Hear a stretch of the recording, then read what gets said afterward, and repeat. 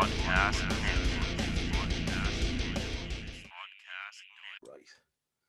If you're a fan of Irish football or a fan of the League of Ireland, strap yourself in. This is going to be a real trip down memory lane and nostalgia. We are the Upper Tier Podcast, brought to you by the Dynamo Podcast Network. And tonight I have a very special guest on, a man who knows the league inside out, who has played in all four corners of this country for all the top teams. Mr. James Keddy, how are you doing, my man? How's things, Niall? Great to hear from you. Great to have you on. I mean, this is, as I was saying to you there during the week when we were chatting, this is like a real trip down memory lane for me. I'm trying to reconnect with so many of the lads from the past, you know what I mean? And it's just fantastic. And it's great when you think about it, because when I remember you guys in school talking about going to Joey's and going to Mary's and going for trials, and the talk was always about, if you get in there, Devo might get you a pro contract eventually and be your advisor. And this was all the talk in the school. Remember after it would have been the intercert, because there was no junior cert then. We were Yeah, intercert lads, But I know. yeah, just before you came on there, I was saying to you, like 35 years in the making this is, not to give our age away or anything. It's a Because long time. I tell you, Yeah, you still look a lot more fresh faced than I do. But I tell you, I, good I stuff. doubt that, carrying a little bit of white and a few grey hairs as Yeah, well, Niall. So, it's the um, beauty. It's the beauty of having sport in your life all along. That's yeah, but keeps you looking young. yeah, So I suppose, where do we begin with this? I suppose go back to sort of your youth career, starting out at Mary's and Joey's, and then on to Home Farm. Tell us a little bit about that. yeah. Well, I started out with St Mary's up in Sandyford, and my dad was involved with um, a few others, myself, Willie Burke, and good mates of mine, Ben Bourne, and my older brother. So we had a good little team up there, and probably for 3 or 4 years we're doing okay in the South County League, and um, then I think Willie at around 11 and 12 he left to join Joey's, and he started doing really well. He was playing a year ahead of himself as well, and I think I was asked. I don't know whether I went on trial. I can't remember, Niall, but I went out, and yeah, I think it was around under 12s, 12 Premier, and I was there for a few years. The only thing when I was out there, yeah, with some, I was trying to think all the names. Jesus, Brandon Bell, Sean King, Niall O'Driscoll would have been involved in a year younger, and it was a fantastic club. Joey's, Yeah, that was Jim a Kelly.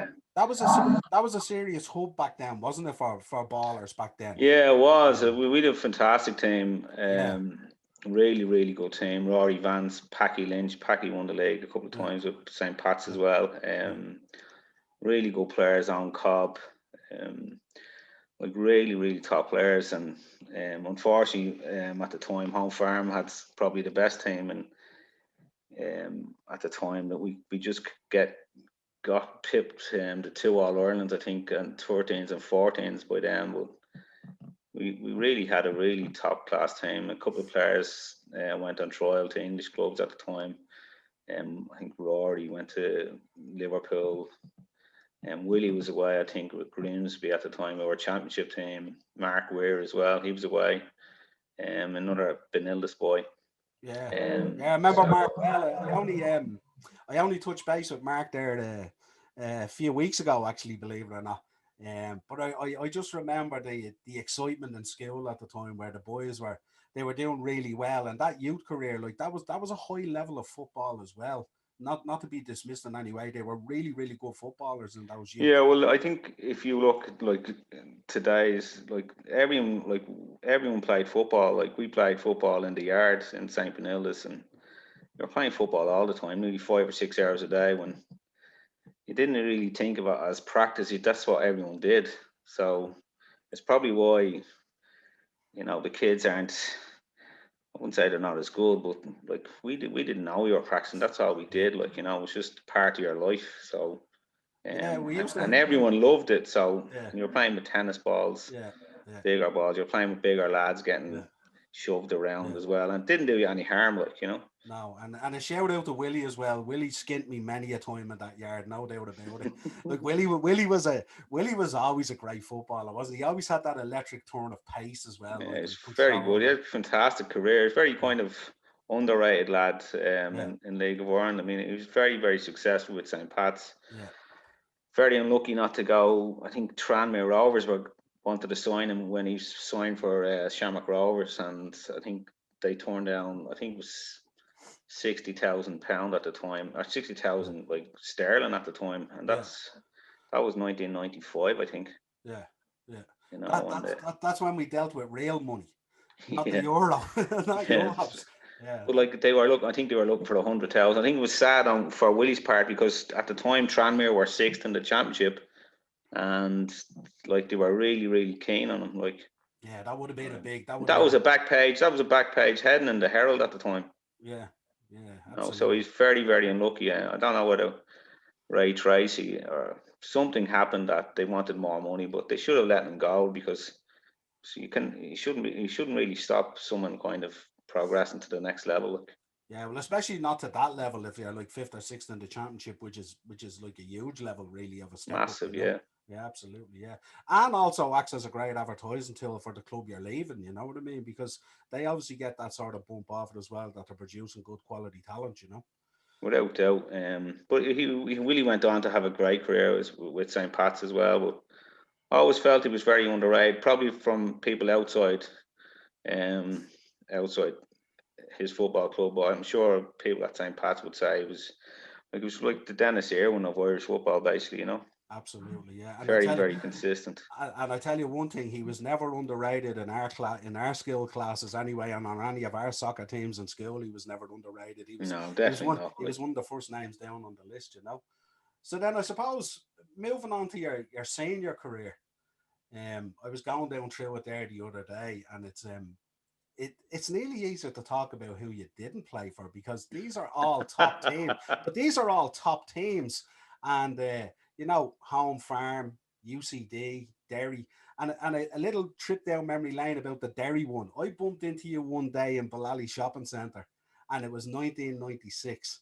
And we were having a chat, and I said, "Yeah, I think we might have been outside the Paddy Powers, I think it was, or Labrooks, whatever it was." And I said to you, I said, "How's things with you? How are you getting on? What are you doing with yourself?" And you said, "I'm playing professional football." And I yeah. said, and I turned around to you and I said, "Well, that doesn't surprise me at all." And then I said, "So who are you playing for?" And you said, "I'm playing for Derry City."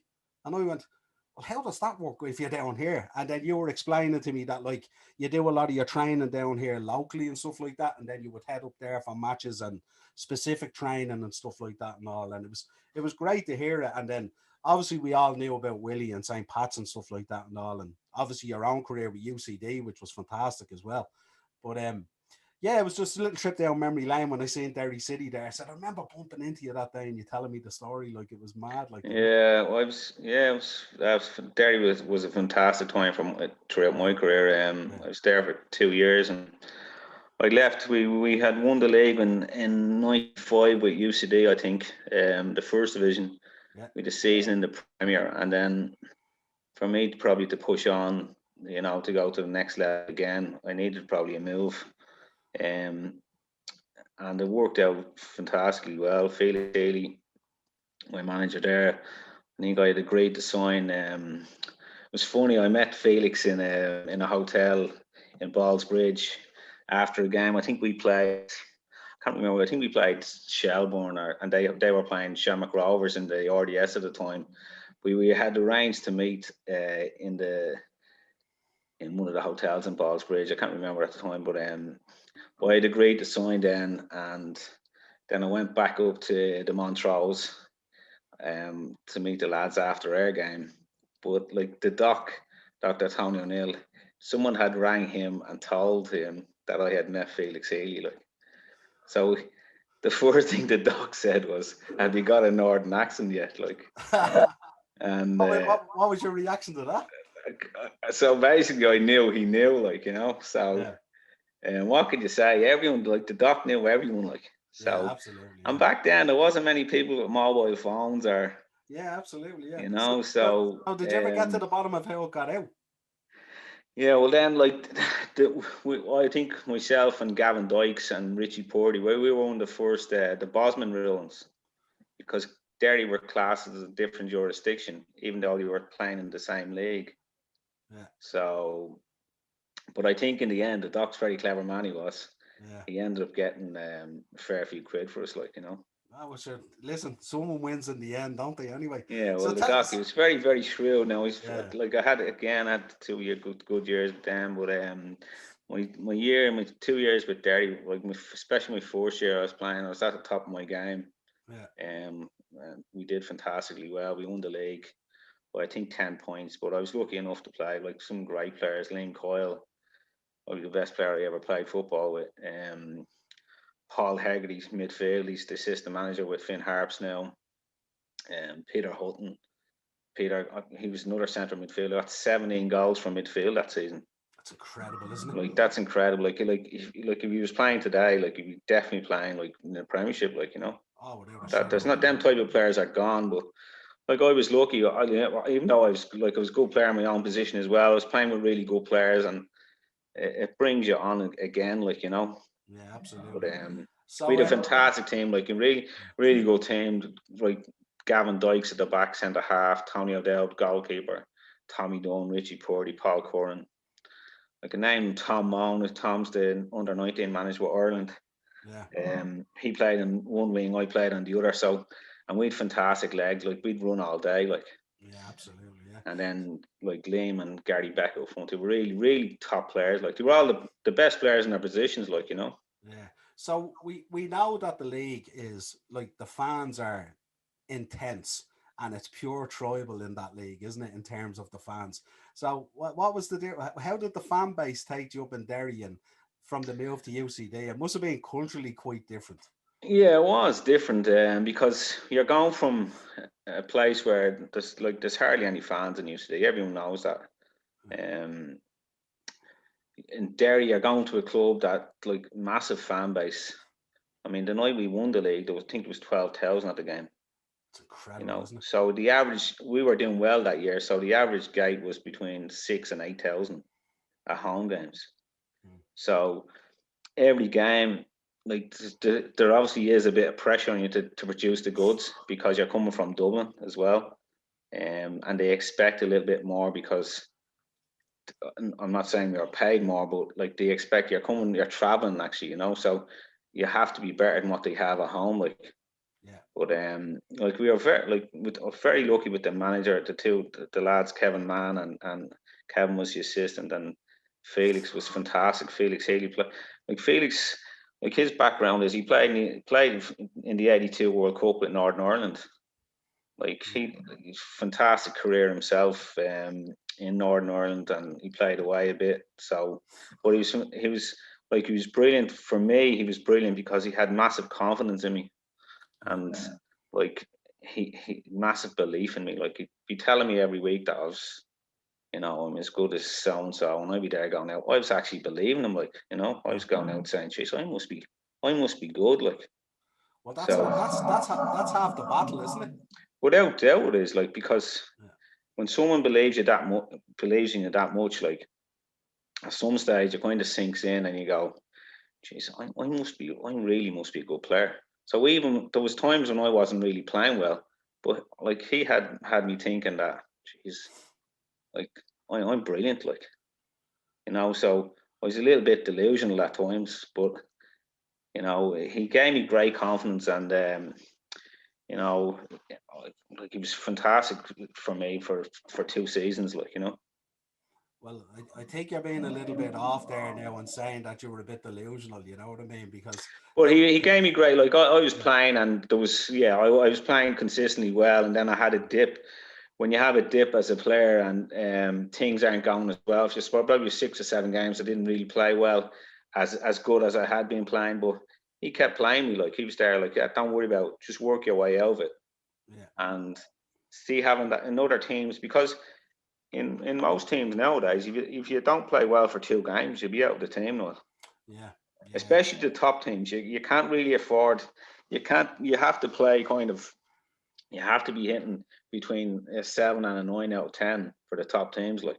Yeah, So you have to, absolutely. that little bit of pressure. That's what I'm saying with the top teams. You have to play well all the time. Yeah, It's not a case of, we want to win the league. Like we had a squad there. People say we were unworkmanlike. I don't think we were. We'd quality, like we'd a bit of quality and a little bit extra that other teams probably only maybe Shells at the time. Shells had really good players at the time as well. Um, but we had that little bit of quality. But um, it was fantastic. It was a fantastic year, like especially that year in '97, like winning the league, and we lost out in the cup final to Shells. And unfortunately, Tony's brother, the goalkeeper, died 2 nights before the final. oh god, So it's yeah, a massive anticlimax. We didn't really care because on the Friday before the final, Tony was practicing with his brother before up in King's Hospital up in Lucan, and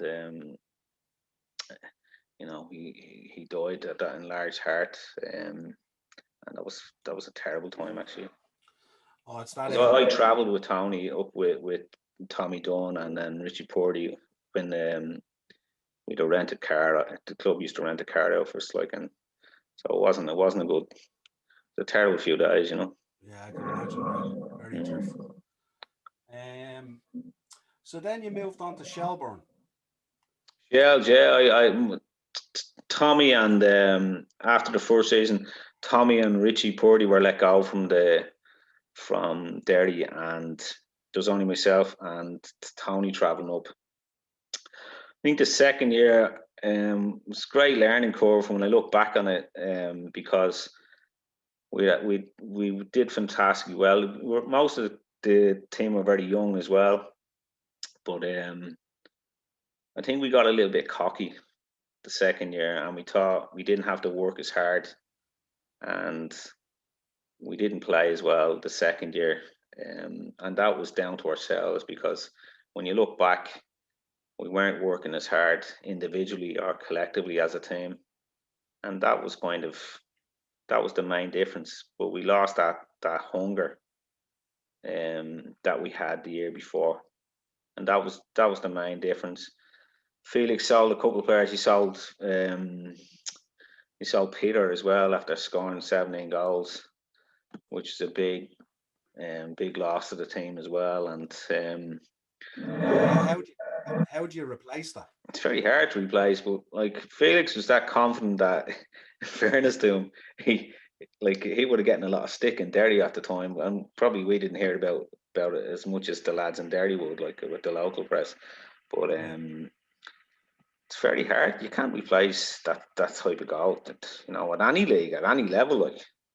yeah, Um, absolutely. but even like, just say, I'll give you an example. The atmosphere going up in the car, there would have been a fair bit of banter going up in the car. Lads slagging, like, the lads all had girlfriends. Oh, you hadn't got a girlfriend. You'd be saying crazy things to me and all. You know what I mean? And Oh, I you can just imagine. miss Yeah, the two lads were great fun going up in the car. Like I'll give you an example. Richie was going up in the car one day, and Felix used to say just in the team talks, "Do you want anything to say? Have you anything to say?" And you might say a little bit, and someone, they always have one player that might try and say exactly what Felix is after saying, like, and you'd be there, like, "Shut up, will you?" Like, but Richie was going up, and at the time Richie wasn't getting in, and Richie was there. I can't wait. Like, honestly, I can't wait that he asked me, if I want to say anything. I'm absolutely going to hammer him about me not playing. And we were like, "Go on, Richie, go on. I can't wait for this." So we're in the team talk, and Richie's or Felix is going around, and we're waiting. And, Felix says, "Richie, do you want anything to say?" And we're all kind of, the three of us are there, the three Dublin lads, like, "Oh, geez, Richie's going to give it to him now." And Richie goes, "No, I think you've said it all, Felix." And the three of us start bursting out laughing. And all the Derry lads were looking at us going, like, "What the hell are you laughing at?" Like, we 3 hours in the car, him telling us he's going to hammer the manager, like, yeah. But little stories like that you miss, like. They're absolutely brilliant. What a wind So, up. You know what I mean? but when the lads left then, yeah, so it Yeah, was kind of not difficult, but it was the fun was a little bit harder to travel, and we weren't doing as well. So Yeah. the opportunity to sign for Shells, Dermot Cayley had come in, and I was Dermot's first signing, and I'd gone back to pre-season with Derry, and I was doing really well. I think I'd scored about 4 or 5 goals pre-season friendlies up in Belfast against the likes of Glentoran and Linfield, and feeling really good. Again, I was after looking after myself really well in the summer, and towards the previous summer, I hadn't done as much work, so I got myself in good shape. And Dermot and he had put in a bid for me, so Derry accepted the bid, and I signed for Shells, and then I had a disaster then on my first game of the season. Like, I did my cruise ship, so that was tough. Yeah. But yeah, it was a long few months. And, How long did it take you to come back from that? from the operation, there was a problem trying to get the operation at the time. When I got the operation, I was training 3 times a day at the time. So I got back in 5.5 months playing, like, That's which good was though. kind of unheard of, because Yeah.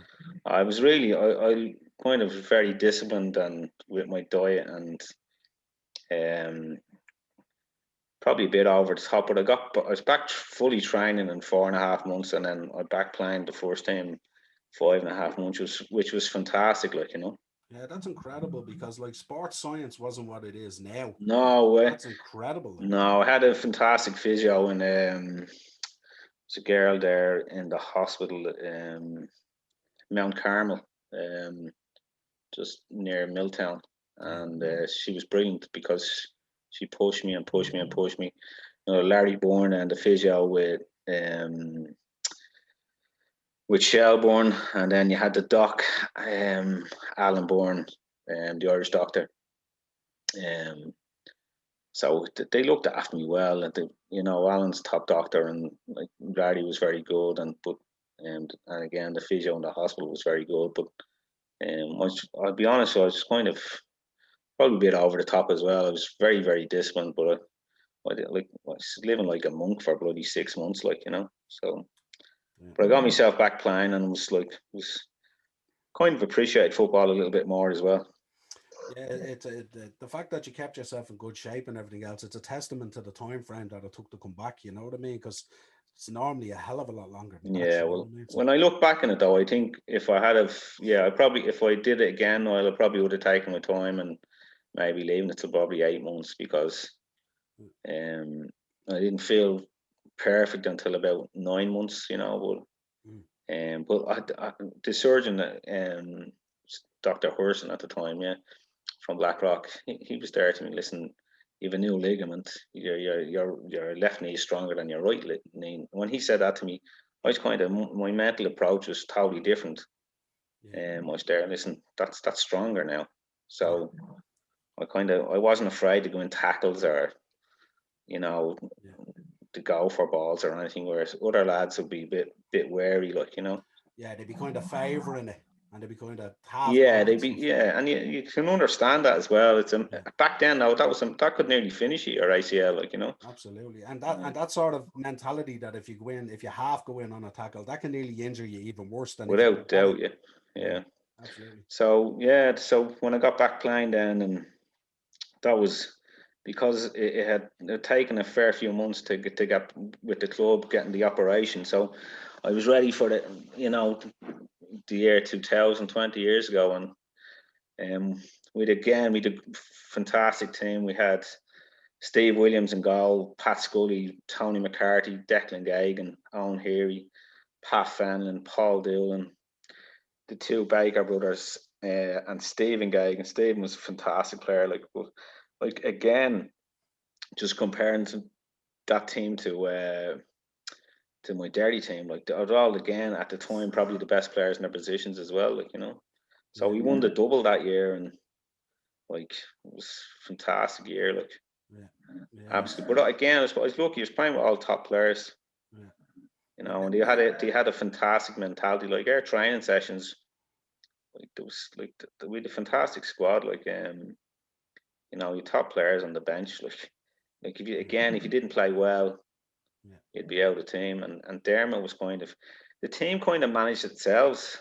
Like, you know, I know people go on about the great United team and all the good players, but if you look down through the spine of that team, with Pat Scully, who managed, played with Arsenal, had a good career in England as well, and came home.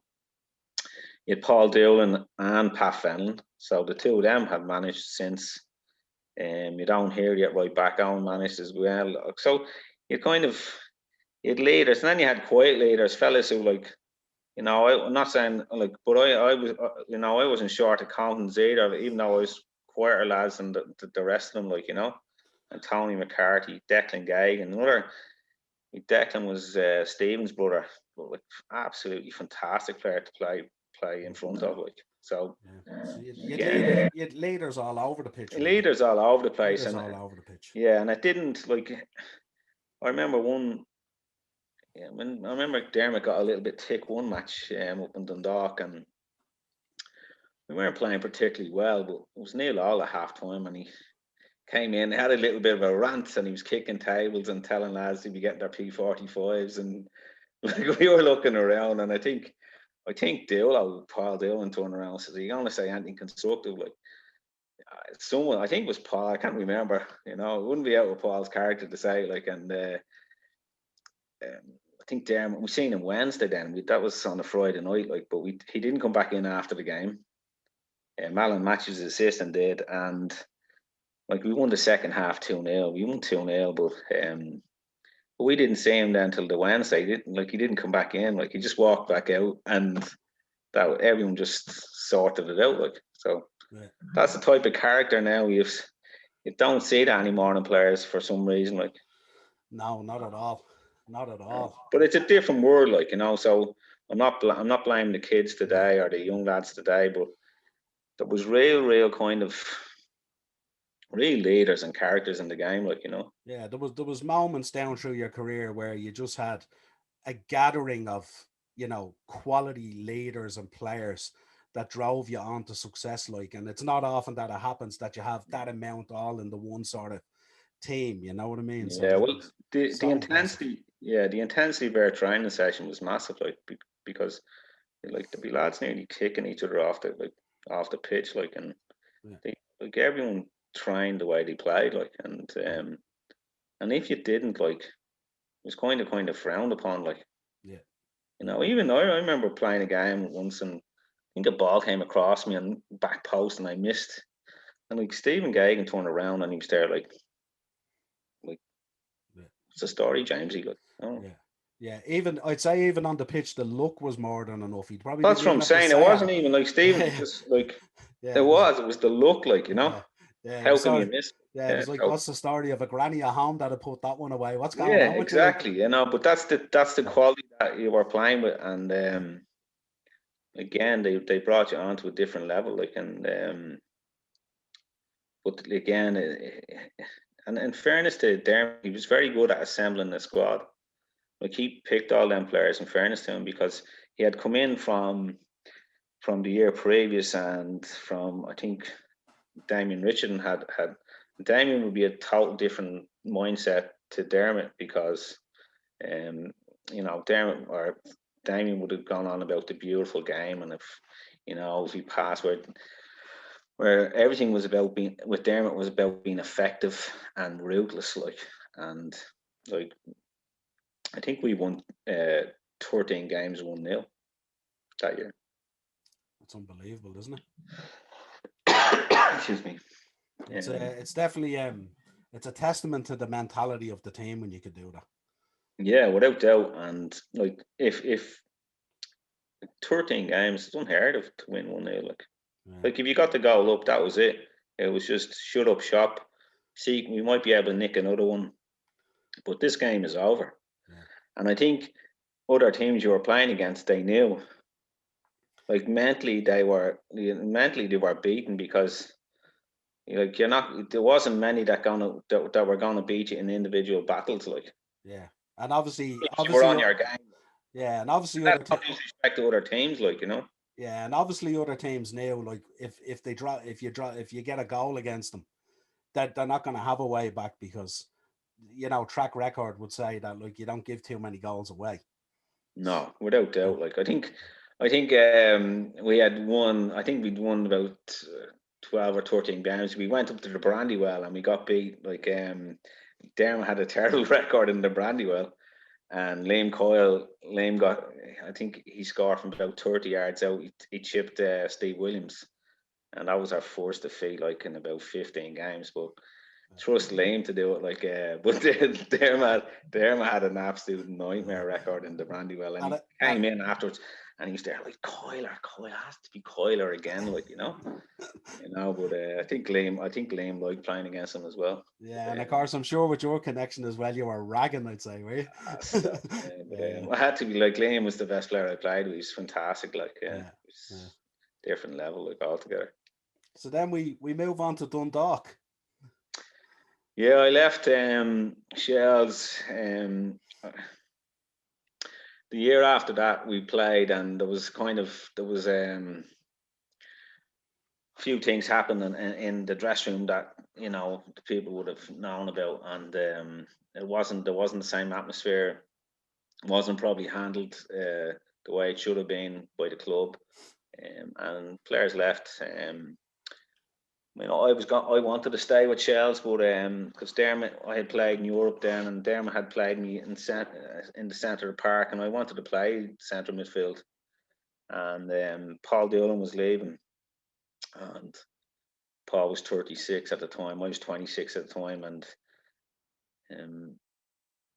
I wanted to stay, but I was offered a new deal, but it was like on really, really slightly better terms than I was on, and for 3 years and what I did. So I moved on to Dundalk, and for a year, and had a good year. Like although we were relegated, but personally I played really well for the season. We got to a cup final as well, against Bows, and the week before the final I actually pulled my hamstring.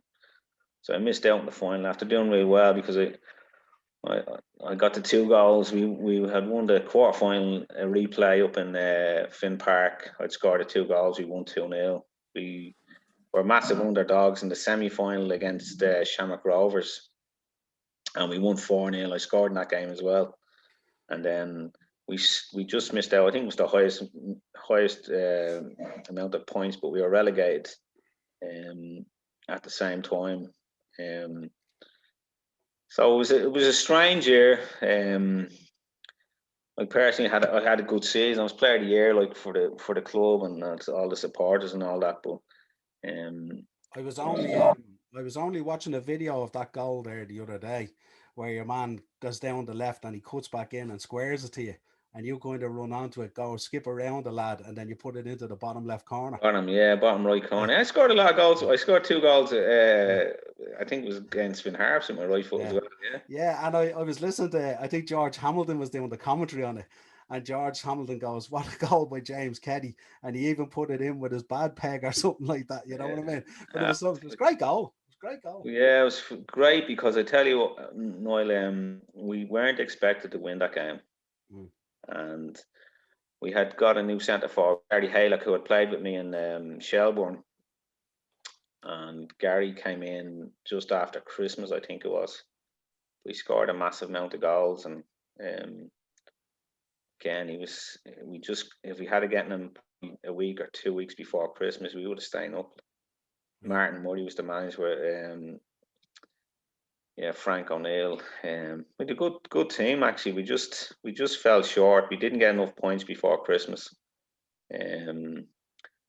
But it was a fantastic club, great support up there at the time, good crowds.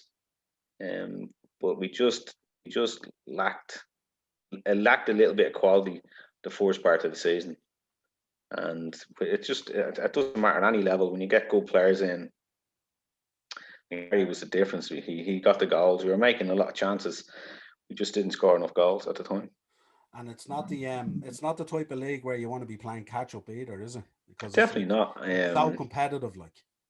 Yeah, and we lost. Like, I think we lost out by a point to Longford staying up, and I think Longford beat Pats or something. Pats were after putting out a really, really average team against them down in Flancare Park. So again, a little bit of honesty as well. I think at the end of the season, things like that come back in you as well. Like, but that's the way it went. Luckily for me, I was after having a good season personally, like, because it was totally different setup. Like I was going from Shells where everything was top notch. Like, you were looked after really well. I'm not saying you weren't, like, but everything, like your kit man, everything, like all you had to do was bring your wash bag, and that's 20 years ago. Like, Yeah, yeah, and proper professional setup. Like. yeah, it's proper profession. We are training every day, like, and Yeah. again, I was playing with top players. But the only thing is, it brought out a bit more in me because there was a lot more onus on me to produce the goods, like, Yeah. and that season I did, like, and I did really well. Mm. So then it's off to Rovers we go. Yeah, lucky. I was very lucky that I put a clause in my contract like that if we were relegated, um, that I could move on a free, and um, I was lucky that I did, Mm. and that was through the PFAI. They said to me, just in case, why don't you put it in? And my contract was drawn up with Dundalk, and I said, listen, I need to just get this in just in case we don't, if worst case scenario. But yeah, Liam Buckley came in for me then, and Liam was very good. 2 years with Liam, and very calm man. He'd never shout at players. So I played for loads of different managers where, like Felix and Derry. Felix used to never to speak to us about football. He'd be, building you up, and he might tell you a story about life, or he was working with disadvantaged kids, and he'd relate it to a game. Then you had Dermot. Dermot would, Dermot was actually very good in Europe. Tactically, he was good in Europe. But Dermot wouldn't be afraid to be able to, say what he had to say, and he'd be pretty loud. And sometimes you'd hear him, but he's a very, very intelligent man. Then Martin Murray again in Dundalk, he was quiet enough man, but he'd be able to say things, if he had to say them. But Liam was very, very calm, never shouted on the line. He'd always use his notebook. And he was very, very good for me because he wanted to play the right way, and um, he's lucky enough that we had a good team again. With Tony O'Dowd was in goal again. He had moved. Pat Scully, Stephen McGuinness. Some really good players. Trevor Malloy, Tony Grant. At one stage, Alan Reynolds, Jason Caldwell, Shane Robinson, Stephen Grant. So they were all good players. We lacked a little bit more quality just to go the extra step. And but Lane was very, very good. He was telling us before that he played in Belgium, and his coach in Belgium was again, he was very calm, never shouted at people. So I think he picked up, you know, that from that Belgian coach, and I think he played in the UEFA semi-final years ago with the team. Played in Spain or Racing Santander, and again, if you think that I think Liam must be 60 now. He's managing Sligo. He's had a long career, like. Yeah, absolutely. So like you can lead even if you're nice, like. Yeah, absolutely. So So then, before we move on to the next thing, we should discuss, I mean, the tribalism and the rivalry in the league, especially around the Dublin clubs. I mean, people talk about like Arsenal and Tottenham and Liverpool and Man United and all, but has there ever been a rivalry like Rovers and Bows? no, definitely not. Well, I mean, like I'm from up around there, so that, and like all my family are Rovers. I followed Rovers as a kid in Milltown, and um, it was very unfortunate what happened when I was there at Rovers, because Liam again had massive plans, and he was let down. Um, you'll never know. Like, I don't know the full story of what happens behind the scenes. Like, we only get bits and pieces. But I mean, I didn't get paid for 12 weeks off Rovers. I was waiting and waiting um, to get paid at the time, and I mean, I could have moved into a few different clubs.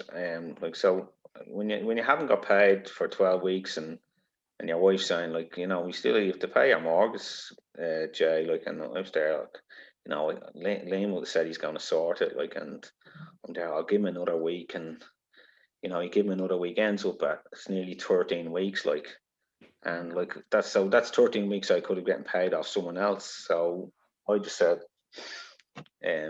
like, Stephen Kenny was the manager at Bowes, and I think Drogheda came in for me as well.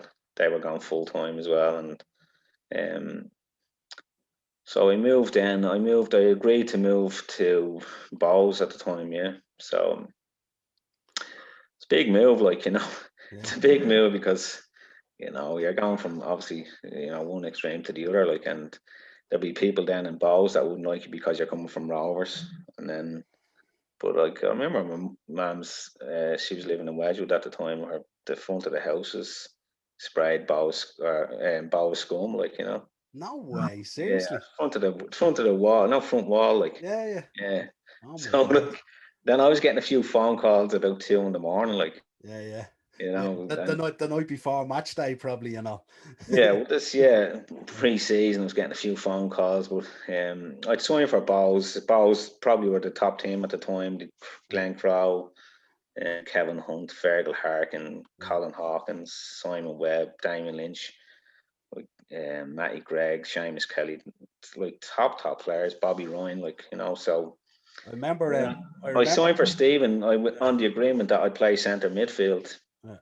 and Stephen was the manager then. Yeah, it's mad. He's managing Ireland now, so it's I remember Glenn Crowe back then. He was just a goal machine, wasn't yeah. he? Glenn never missed. Yeah, Like, yeah. he I, never missed. I can't remember. Did Glenn get a call up for one of the Ireland squads? Or He did. I think he got 3 caps. I think. yeah, I Yeah. was thinking that back in the day. Yeah, which was fantastic for League of Ireland. Oh And yeah. Well, he was. He was top quality. Like, he did. yeah, Like, again, he got a chance, and if he got a chance, he rarely missed. yeah. Rarely missed. I often say to lads when I'm talking about the Ireland team that it's a shame really that they don't dig more into the league and No, call I do more of think, those players. yeah, you can say that we don't. Unfortunately, we don't have a professional league. Yeah, So, see the likes of Jack Bourne. Every week he's playing against. His top game is against Dundalk. Like, yeah. so after that, who's he playing? He's playing. He's playing against, like, Cork last year. Were really poor. That was such a weird move from, wasn't it? He's gone out to Hapoel and then Mick McCarthy leaves 4 weeks later. Well, that's that's the joys of football, isn't it? Like, Yeah, but you can imagine that Mick McCarthy would have been fairly influential in Jack going out without there and doubt. signing. Yeah, I And feel that's sorry. Yeah. yeah, he's out there now kind of on his own, if you like, really. No, but I'm sure. Listen, I'm sure he's well looked after financially, like, Yeah, and I'm sure that played a big part. yeah, Listen, he's nicer weather than he has in Ireland, so yeah, there's a few positives from it as well. He's a yeah, better chance of playing for his national team, yeah, absolutely. and there's much more coverage over there as well. So Yeah, it's a better standard, and people might say, it's not a better standard. It's a professional league, like, so until we have a professional league in Ireland, yeah, it's going to be very difficult yeah. for players. So tell us this if you can remember this. Your first game for Bows away to Shamrock Rovers, and you're in the dressing room getting togged out for Bows, and you're about to go out. What was the reception and the crowd like, and how did you feel? Because like Well, that's I see things like that now. I'll be honest with you, they yeah, never really got to me, like, yeah, because you're there. You have to be really, really professional, like, strong yeah, mentally. yeah, You're going to get. It's like you get abused from both ends. yeah, Like, so, like, I remember my wife. I played a game for Rovers in Dalymount, and coming out with my wife after the game, and My wife was absolutely abused, like, by Bowls fans. And like I'm there saying to her, like, don't say anything. Just walk by these now, don't say anything. Like, Yeah, it's about 50, like a mob of 50, and like they're yeah, saying all yeah, sorts, like, and I'm there, like, yeah, that's just part of football. Like, yeah. And so like when you're playing, you don't really hear it as much, but like yeah, it's great because like it's part of the game, like, yeah, and you, fans are abusing each other. yeah.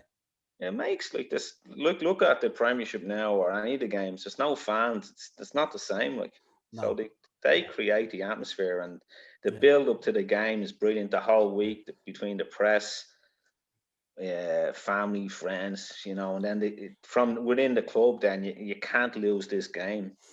yeah. You know. I often say to guys that if they watch League of Ireland on the telly doesn't do the atmosphere the justice it deserves. No, Because being definitely there's no better thing than bringing a kid to a game and actually letting them feel that atmosphere and experience the atmosphere, because especially to a game like that, yeah, because like it's fellas, like it's their life, like, yeah, like absolutely, some of the fans, it's like it's crazy, like, but yeah, they're yeah, great times, like playing with both sides. Like, I mean, I love playing with Shamrock Rovers because I follow them. yeah, I absolutely love playing. It's a pity that Lane couldn't sort things out, yeah, with the way things went. I love playing for Lane as well, and we just lacked a little bit of quality, like, and but it was a pity the way things went. And but listen, that's part of football. Like, oh, I mean, there's a lot of players that have gone from Rovers to Bows or the other side, like, and yeah, even happened this year, like, Danny yeah, Mandrew, and he's gone the other way, and mm, but that's always going to happen. Even clubs everywhere, like, yeah, absolutely. So then we're off to draw the United. Yeah, Drogheda then, yeah. Yeah, Yeah, sorry, I had gone from Stephen Kenny was the manager. Stephen got sacked after we played in Tallinn in Estonia, and Gareth Farley had come in, and Gareth was younger than me at the time. He was the manager, and fairness to Gareth, when he came in, he was very fair with everyone. Like, he gave everyone a fair old crack of the whip, and but he had a difficult season. I don't know. Again, it's another thing. You wouldn't know what's been promised behind the scenes with players. I think it was 9 players out of contract on his first year as well, so it was difficult for him. And it was his first year managing, so he's coming in to manage a team that I'm sure he was after being promised the world by the club, and all of a sudden, all these good players are leaving. yeah. It was probably kind of don't mind these 9 lads in their last year. We'll get all that sorted out for you. That's all Yeah, good. and that didn't happen because most of the players left. Okay. And he was very, in fairness to him, he was very good, very professional in his approach. Second year was difficult for him because he had to play a lot of young players, and he hadn't got the same sort of budget as the likes of Shells. Like, it doesn't matter. All the leagues, if you look around at all the leagues in the world, it's all about the money you have and how you spend it, because your recruitment now is everything. Like, Yeah. Um. off to Drogheda then, yeah. Yeah.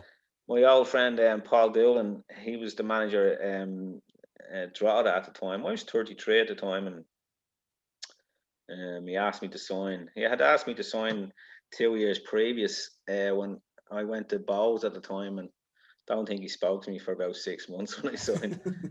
But Paul was after assembling a good squad, and again, he was looking for probably a bit of experience.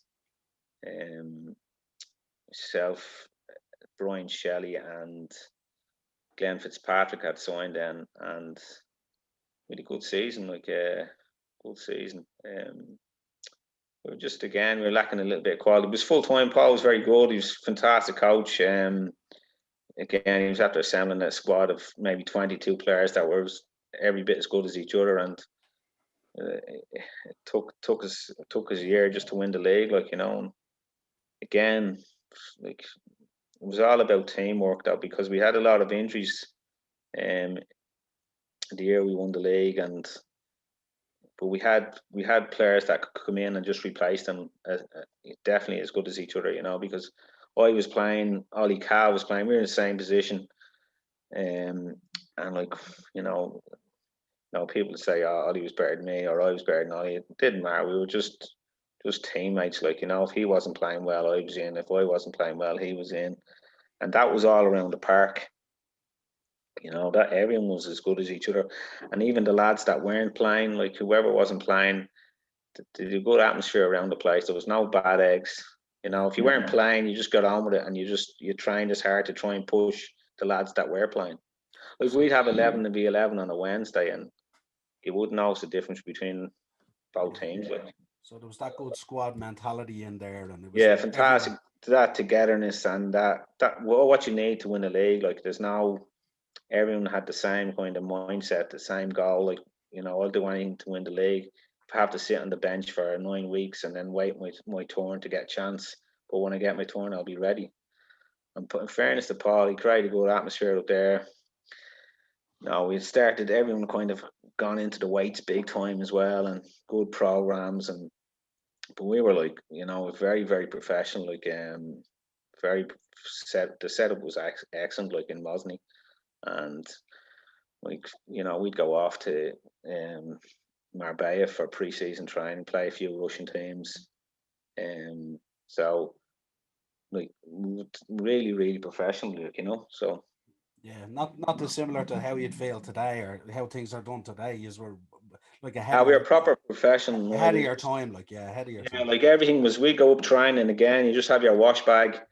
Um, the kit man Lockie died last year. He's like the best kit man ever. Like, all your gear be laid out, and he'd know all the players' little habits, like what they liked. Um, everything was there for you. So you were just there. Yeah, You'd have lunch after training. yeah, Everything was laid out, and it was the way a club should be run. Like, yeah.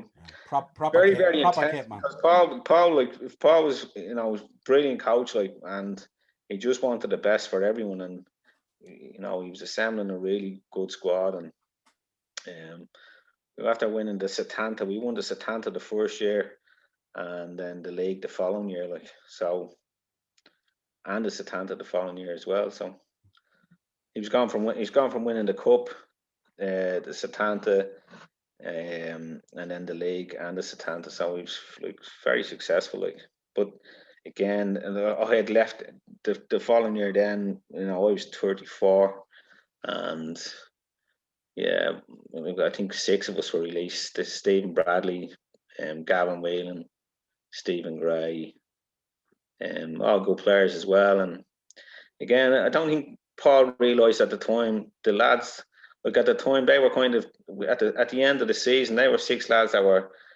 was 6 lads like us. I think we were on the bench at the time, the last few games, if I can remember. And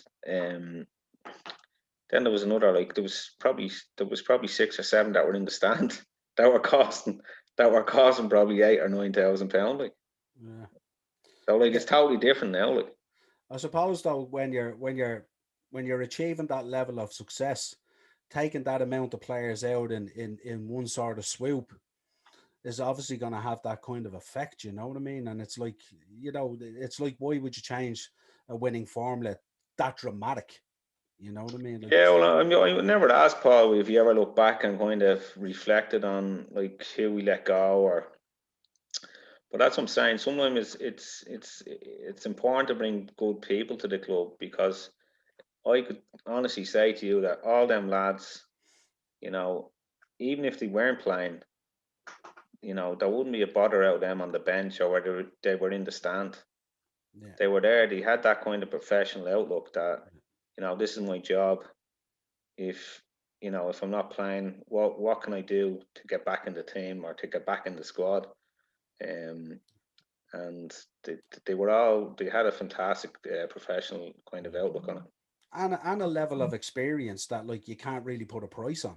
Like Definitely, if yeah. you look in your own case there, I mean the experience you've had in the league playing up and down the country, most of the top teams, and like how would you pay for that kind of experience if you're brought in around a lot of young players in there as well? You know what I mean? You can't monetize that if you like. No, you're right, Noel. Yeah, because It's all like that little bit. I was kind of, because I had played with Paul as well. I played with Paul in Derry and in Shells, and we won things together, and we lost leagues on the last day together.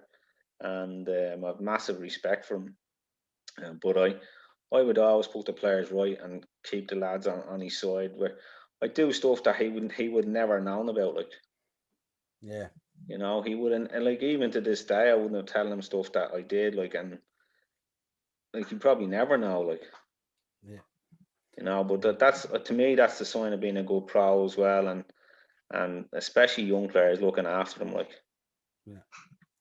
It's certainly a good trait to have that kind of vision, to say it and to support him at that level and stuff like that, and to do it in a way that it's not always seen. It's just part of your makeup to get on with it and get it done. yeah, well, and like I've never said that to him, but like players would come to me and say things to me, and I say, listen, just keep the head, it'll be grand, Yeah, you get your chance, or when you get your chance, or if they might say to you, like, how can I get into the team, or and do you think he'll give me a chance? And I'd say to him, well, this is the way it works, like, this is, yeah, you've got to show him in training, like, and you might have to do something extra in bloody training, or are you doing? Are you staying back doing your weights, or you're doing all your core work, and like little small things like that, and just making sure that they were like things were okay for them, and then without saying anything to him, things were okay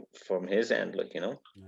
It's also a massive show of respect, for yourself, in terms of the experience you had and how people held you in such high regard as well. That those guys would approach you as well and say, "Well, what do you think?" And they felt comfortable approaching you to say, "How do you think I should go about this?" or "What do you think I should be doing?" So obviously you carried a lot of respect in those Yeah, I changeable did, situations. but so, it was funny. Like, some lads would say to James, "What's the story with your mate?" You know what I mean? And Yeah, and I'd say, "Listen, he's not. He's my friend. Like, he's my manager. Like, And the yeah, lads would be winding me up. But yeah, listen, I had massive respect for Paul. I was in the trenches with him in the likes of Shells. We won the double, and again the following year we had lost the league on the last day, and again, it's not a nice feeling. Like, I kind of remember that them things more than actually winning the bloody things sometimes. Like, yeah, but when you've played with people and you know how far they go and what they've sacrificed family wise, and that's what there's like, people don't realize that there's a lot of things that happen that you have to do to be successful, and like small things, going to weddings with your wife, and you'd be doing the sober dancing for the whole bloody day, and there'd be someone, drinking, an Irish lad beside you saying, "Why aren't you drinking? Why aren't you yeah, drinking?" Like, and I say, yeah, "I have a match tomorrow, like, and I have to go early." Like, and I yeah, always remember that, like, and that happened to me once. My wife's best friend, and I was playing for Dundalk at the time, but I scored down in Cork at the time. And like, when I went over, like, I just burst out with emotion. Like, I was there. That's why I didn't drink. I was saying to myself, that's why I didn't drink. Like, and it was the 86th minute. Like, and like, lads were looking at me going, "He's crazy." Like, but I was kind of letting out loads of emotion, that so after sacrificing a whole day with my wife's best friend, like, to make sure that I was right for the next day. the one thing I would say to people watching and listening, if you want to know about James's emotion and scoring and his love of the game, all you have to do is just go and Google your images. The images that they put out there on Google for you when you score goals and stuff like that, the facial expressions, the body language, like, it just meant the world to you. You can see it in those images even to this day, that like it was everything to you. And It was. it comes through so much in those images when you look at them. I was only looking back at them there the other day after you confirmed you come on and we had the chat and all, and I was looking, going, you can see it in his face and his body language and his eye. Like, he celebrated every moment of those goals and those moments like it was in slow motion. I did, yeah, It yeah. was I actually remember one of the funniest stories was with down in Waterford. I was playing with Drogheda. It was near the end of the season, and things weren't going well. We didn't play particularly well, but I scored an OG from our edge of the box, And I was there, oh, jeez, that was 2-all. It was 2-all.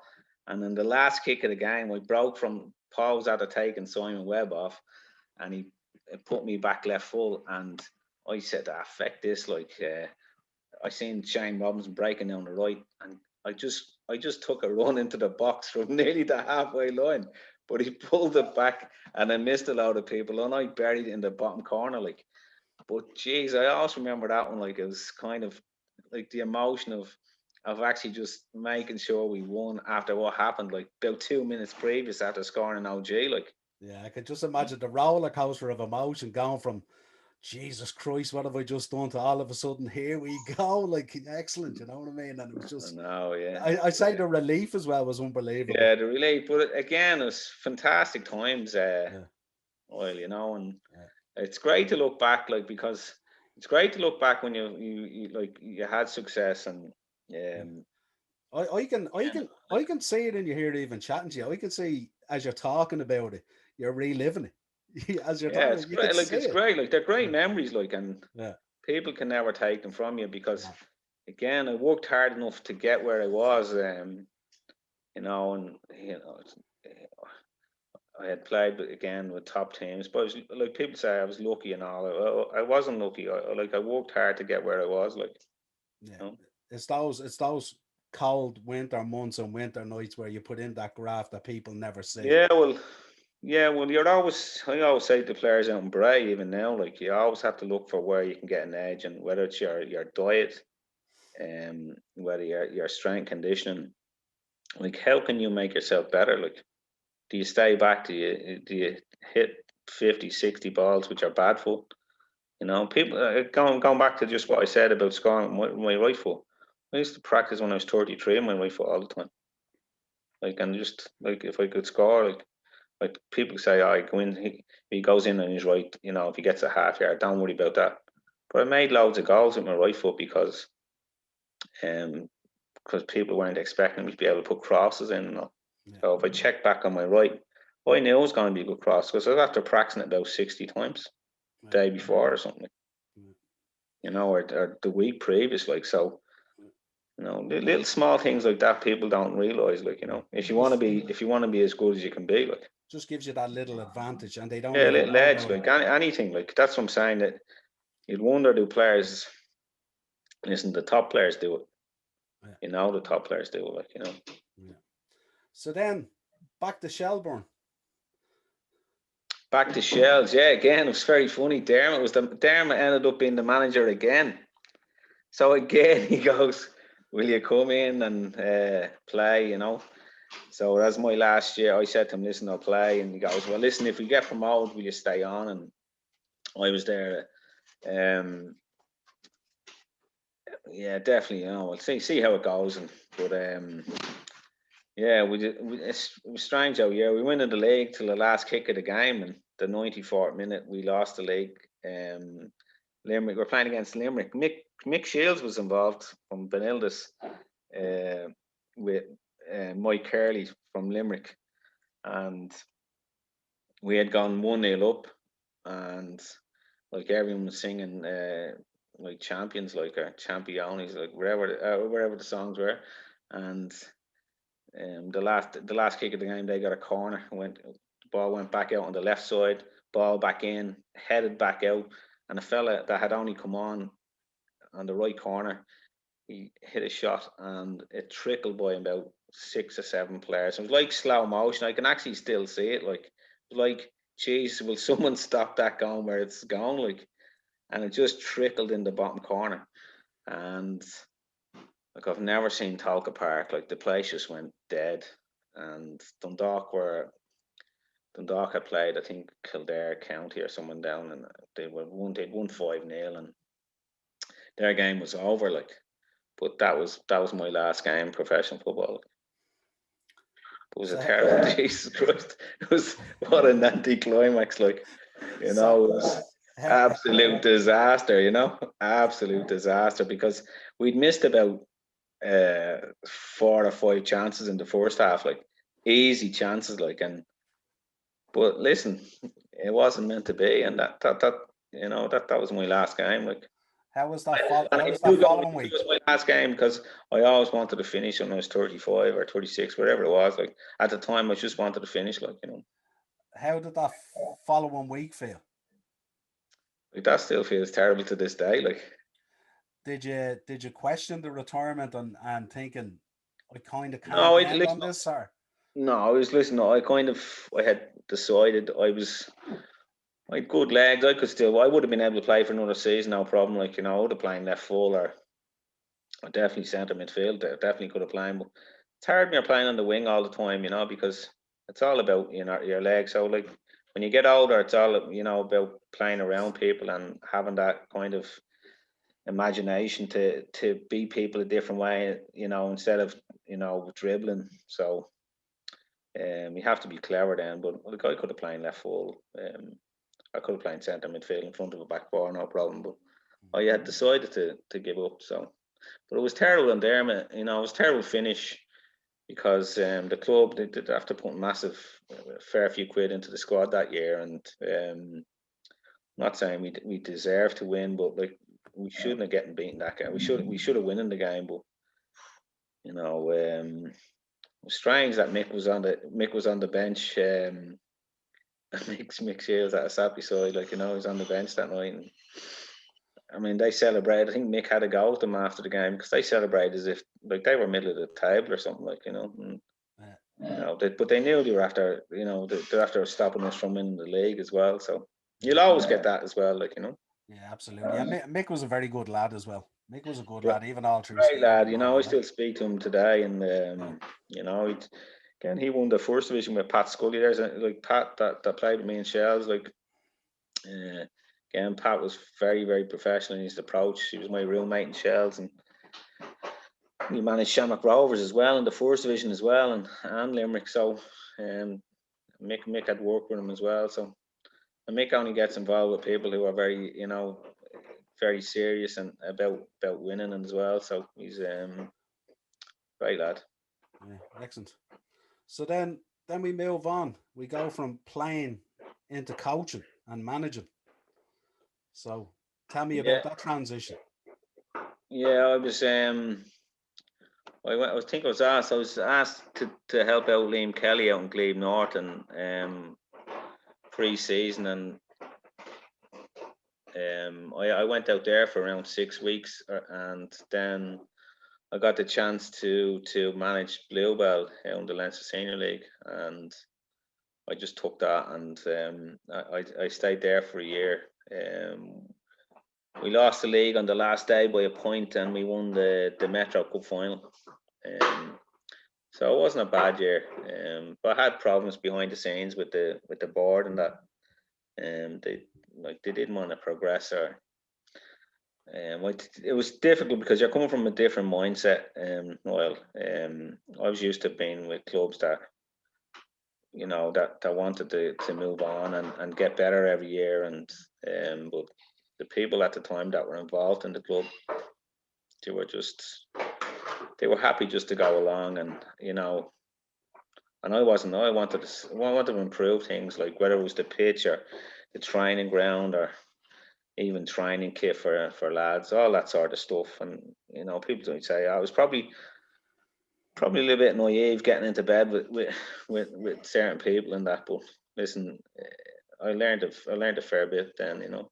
Well, this was the mentality that you grew up on, and it was your whole career. Like, I mean, Well, that's what I'm saying. It you know was, what I it was mean? a And total different mindset. So you're dealing with people where the only thing I've learned when you look back on things and a little bit of self-reflection, you know, if that type of opportunity had come around again and known who I was working with, I wouldn't have taken the job, yeah, because you have to work with people that have kind of the same sort of energy and mindset as yourself, and kind of want you to progress and yeah, want the club to get better all the time, and look at things at the end of the year and say, well, that didn't go well, we need to tweak that here, and all the little small things. But when you get all the little small things, they all add up, and then well, we've got better at that.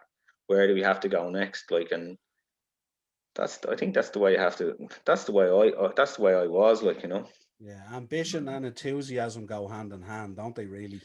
Without doubt. I'm quiet by nature, but like you know, you have to be a different person as well when you're managing, and Yeah. um, you do. I mean, I take all the little bits from all the managers that I had, and all the little bit like this.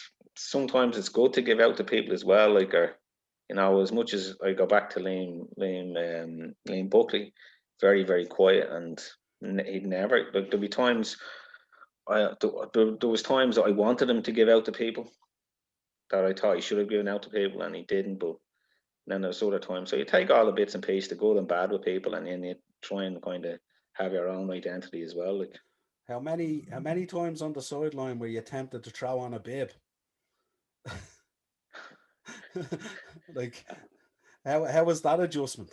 yeah, listen, it's hard, like Yeah, it is difficult, but I was hard. Like it's difficult going from a player to manager because you're managing all different sort of mindsets and different people, different mentality.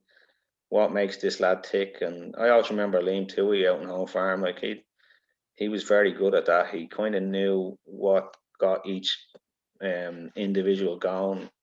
He knew how to get them going all the time. So he knew what to say at the right time, yeah, in the right place, all the time. yeah. Because I know I never played football at any level really, only a bit of schoolboy stuff and things like that. No, but when I'm down here coaching the under 18s, I'm kicking every ball during that game from the sideline. Yeah, Every single ball, and like I can only imagine what it's like for a lad like yourself who had such a great career in football. You know what I mean? To it's be difficult, standing but you have there to and you have to separate yourself because you can't. You just have to let them be and give them that confidence to let them go out and express themselves. And listen, when the young players, you know that if the young players, they're definitely going to make mistakes. That's the one guarantee that they will make mistakes along the way. Like and you have as you get a little bit older, the better the player you get, you make less mistakes. yeah, And but you have to understand, but you have to give young players a chance as well.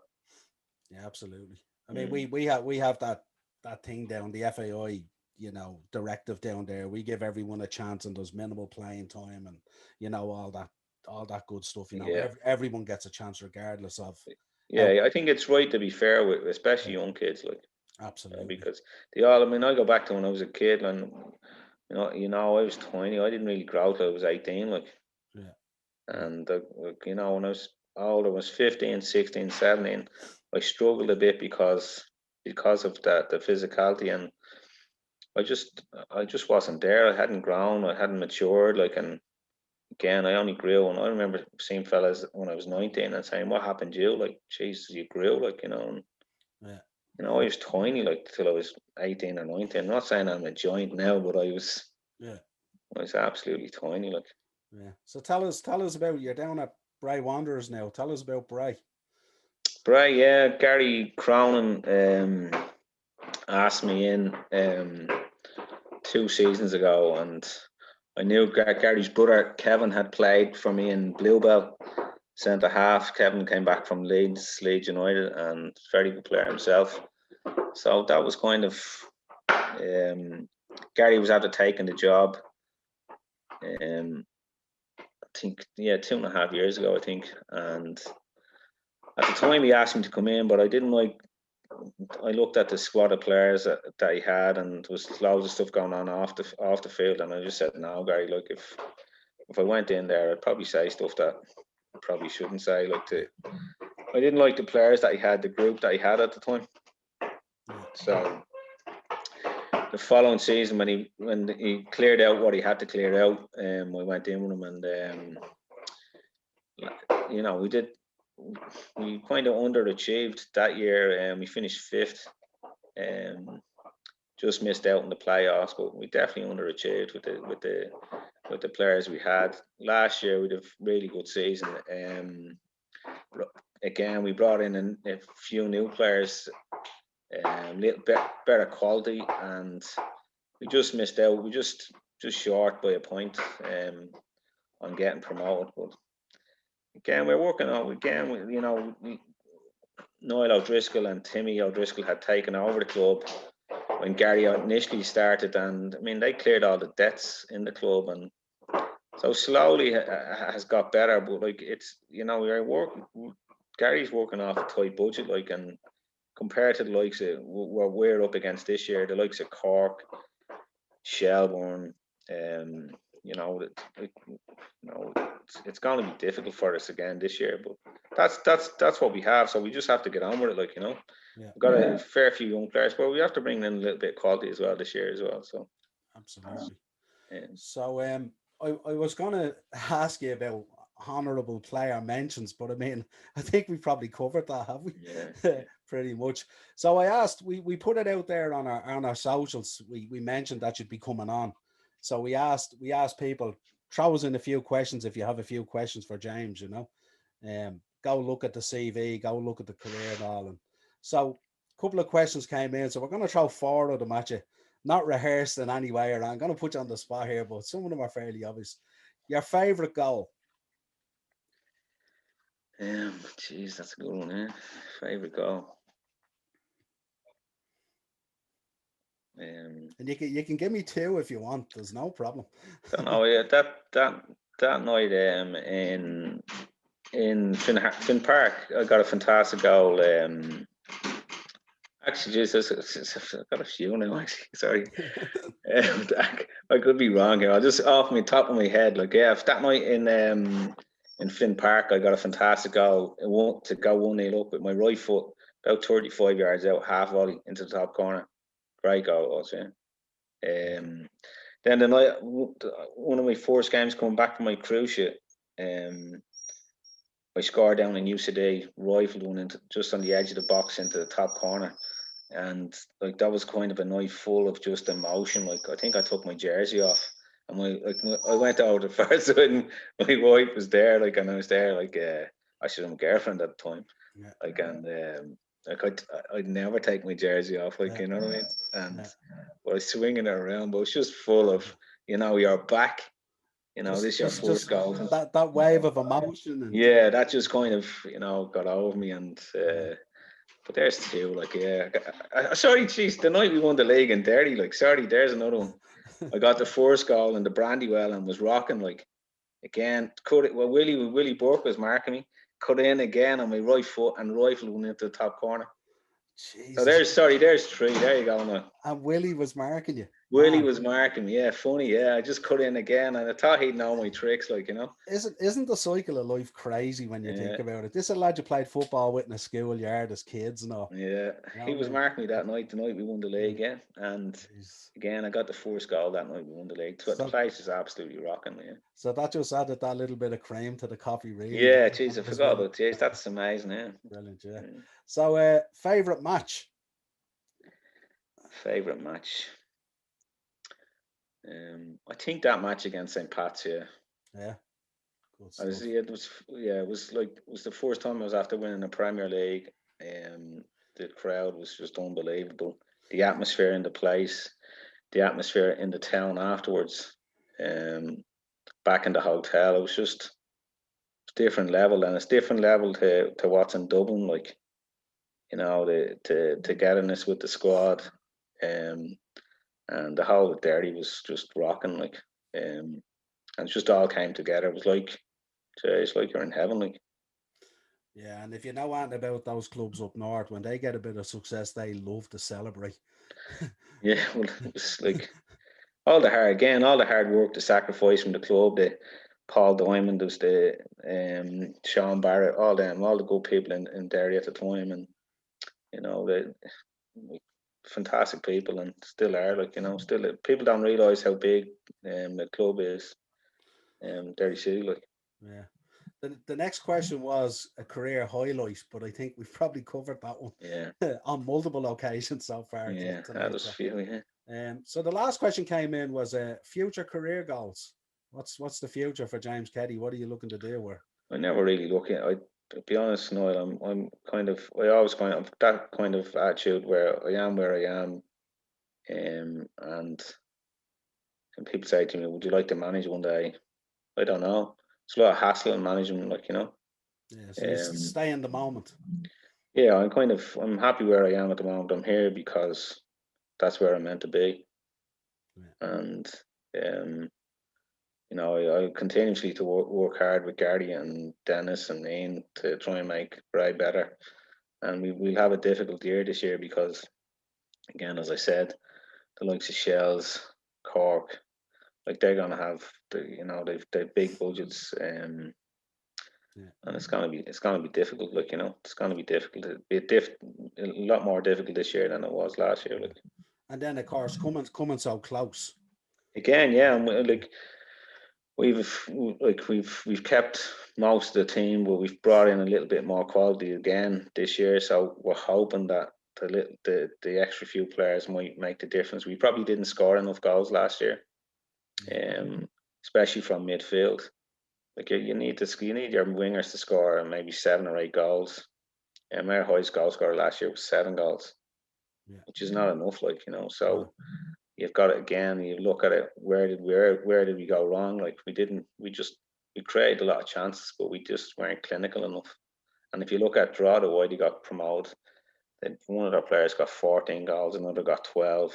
These are midfielders as well. Like, you know, so like goals change games, and again it goes back to your budget as well. Have you got enough money to buy the quality? But that's why, when you have probably, you know, a little bit less, then you have to be very careful what you buy.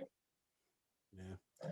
Well, it's been, for me, it's been a fantastic chat, like, and you know, reconnecting with you again, and yeah, it's brilliant, going back Niall, through the career, and just having to chat about those old days with the lads, and you know where it all started, and to see even back then we could see that, you know, yourself and Willie and Mark and Mick Shields and lads like that, you know, were, you know, you were at that level to push on. Everyone could see that, even in games that we played in, even a break in the yard, or whether it was in PE or after school playing matches and stuff like that. You guys were always those standout guys who were obviously going to push on and drive forward and have that desire to make it, you know. And it's great to see.